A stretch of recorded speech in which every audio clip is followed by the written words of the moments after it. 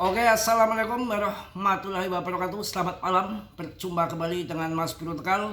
Hari ini Mas Bro akan memberikan info yang bagus-bagus, yang mantap-mantap. Jangan terjebak dengan kondisi ini, keadaan yang seperti ini. Biasa dan biasa dalam kripto. Semangat, rawe-rawe laras, malang-malang putung. Jangan minggat mentas sebelum kita untung ya.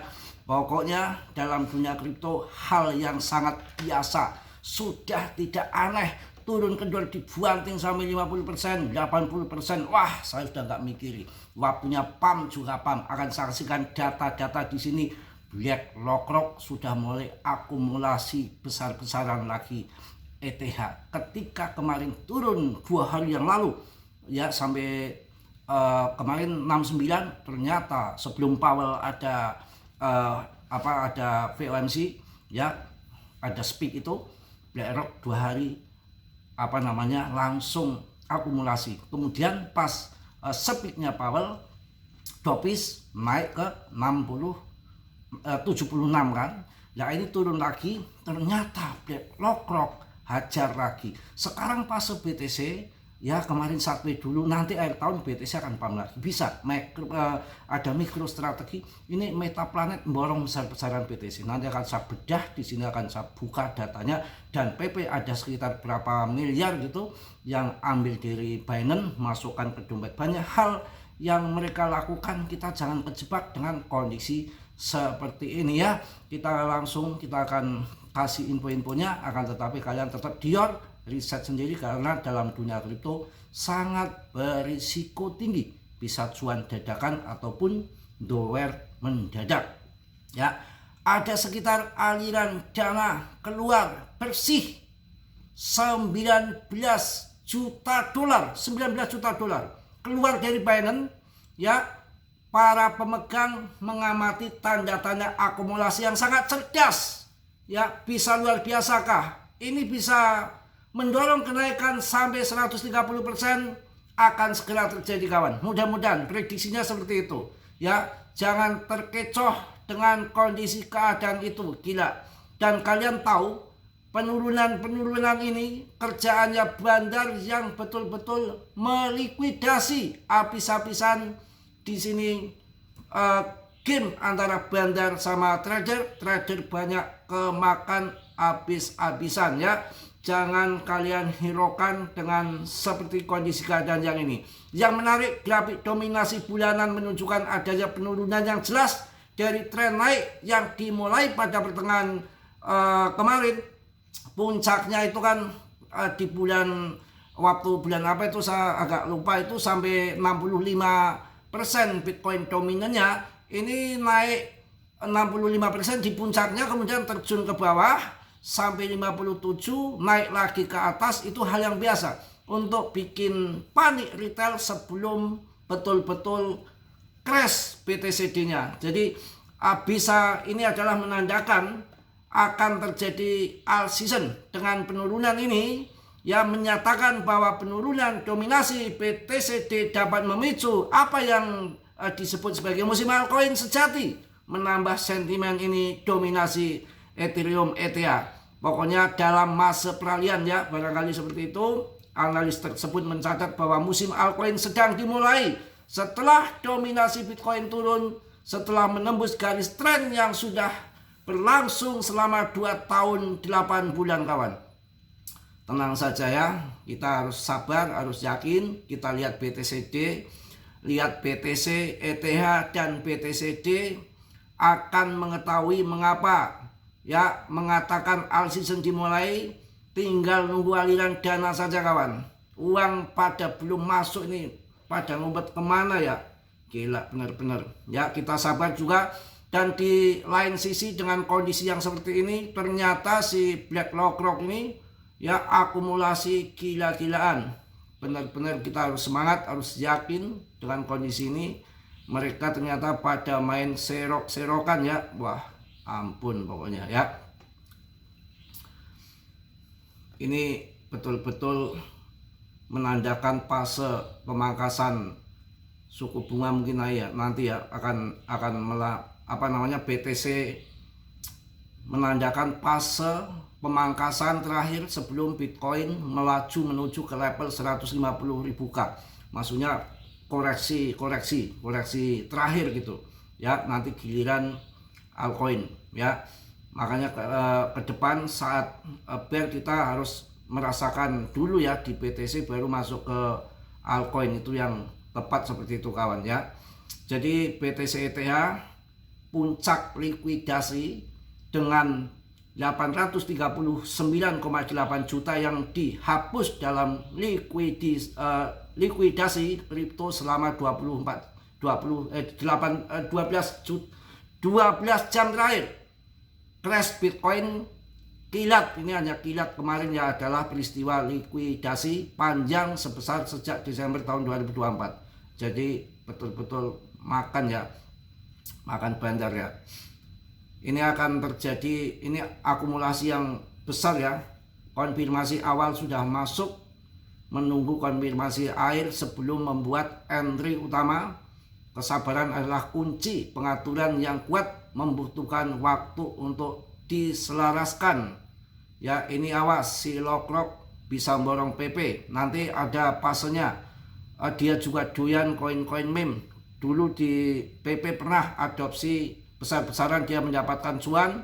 Nanti setelah dia puas di BTC, puas di ETH, ini pemain besar si Lockrock ini pasti nanti akan ngikut masuk di PP. Sekarang BlackRock membeli 65.901,69 Ethereum senilai 292,65 juta dolar.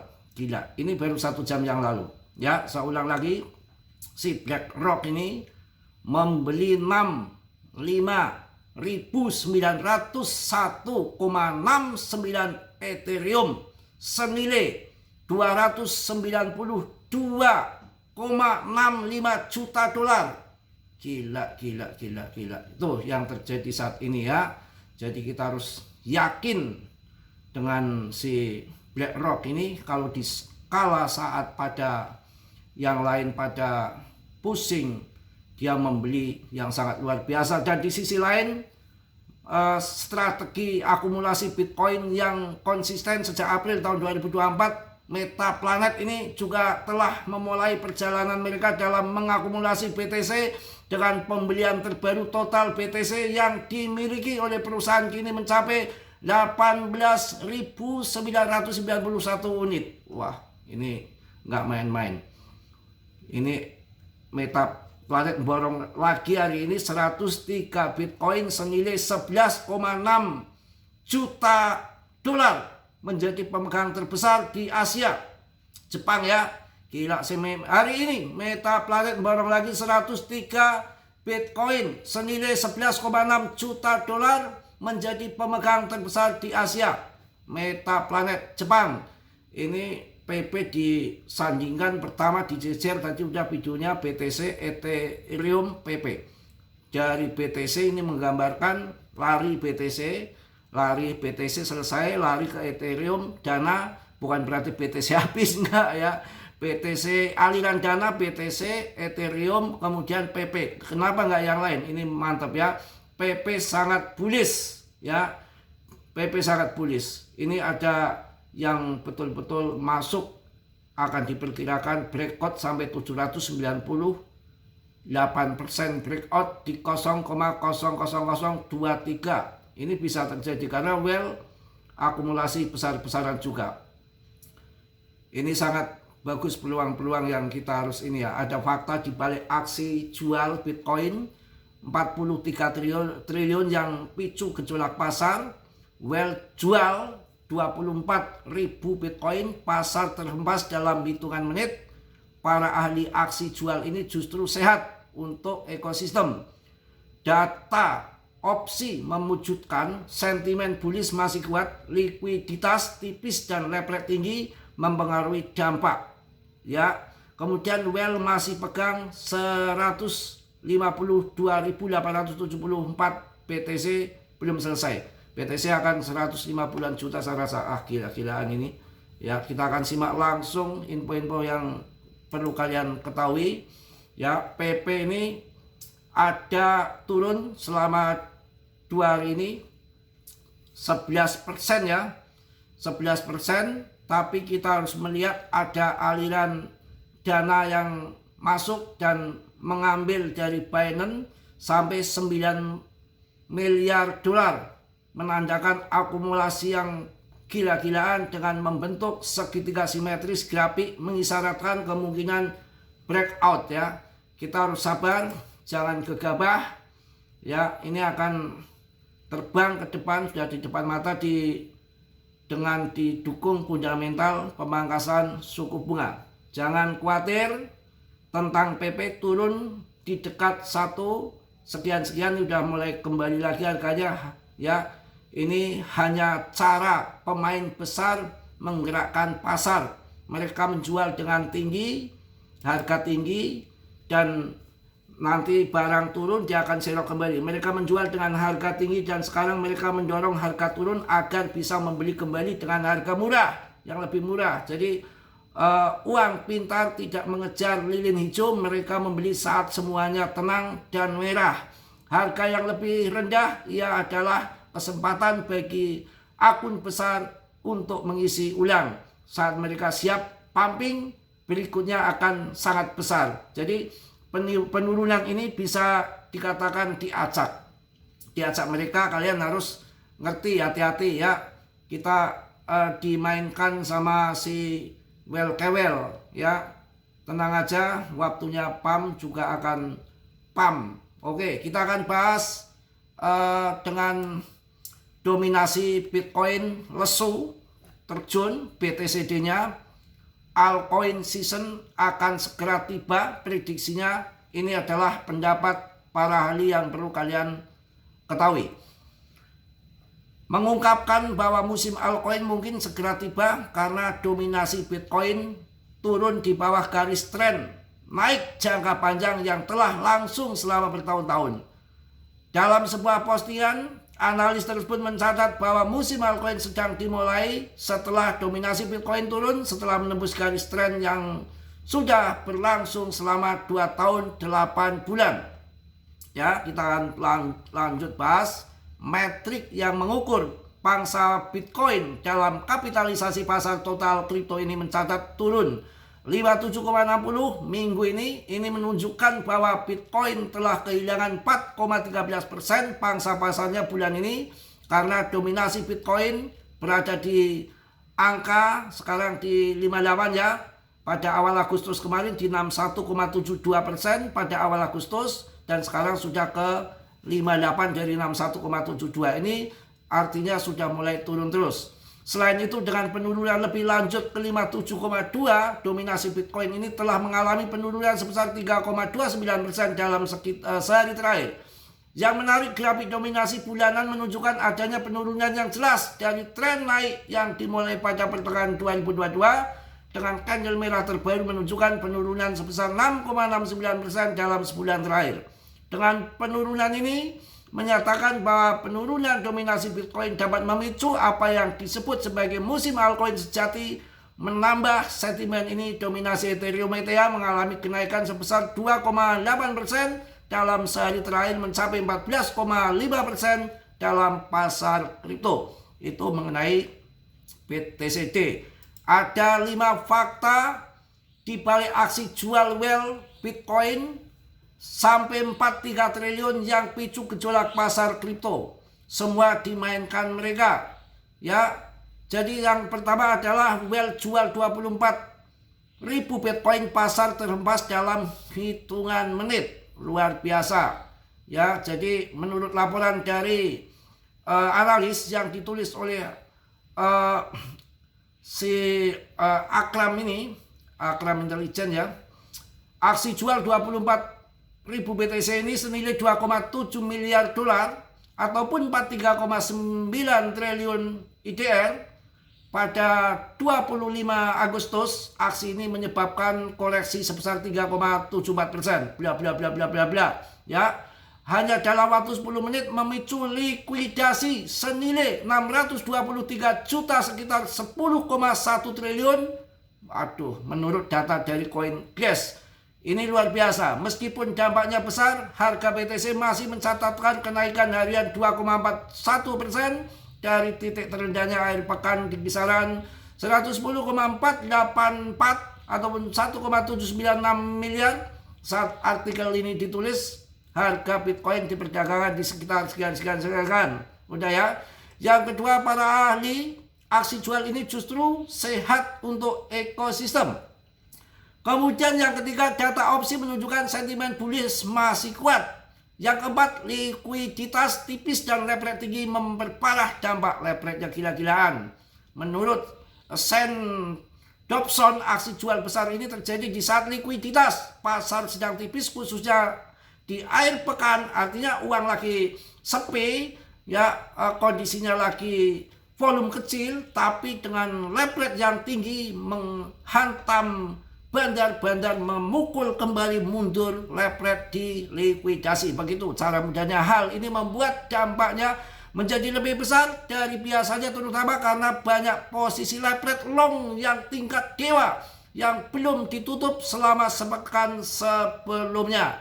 Yang kelima adalah Well masih pegang 152.874 BTC belum selesai. Mungkin itu aja. Kesimpulan koreksi harga tidak selalu bertanda bearish, kawan ya. Jadi kalau koreksi itu tidak pasti menandakan kesimpulan bearish, no. Meskipun koreksi hanya akibat aksi Well dampak gratis, namun para ahli meyakini bahwa sentimen bullish terhadap BTC tetap bertahan. Faktor-faktor seperti likuiditas pasar leverage yang dihajar dan dinamika opsi menjadi elemen penting dalam memahami pergerakan harga kripto. Para pelaku pasar disarankan tetap waspada, namun jangan panik karena peristiwa seperti ini bukan hal yang asing di dunia cryptocurrency. Sebaliknya, ini menjadi peluang untuk menilai ulang strategi dan memahami perilaku pasar secara menyeluruh. Mungkin itu ya, sudah panjang lebar. Semangat, PP sudah mulai cang-cincang lagi.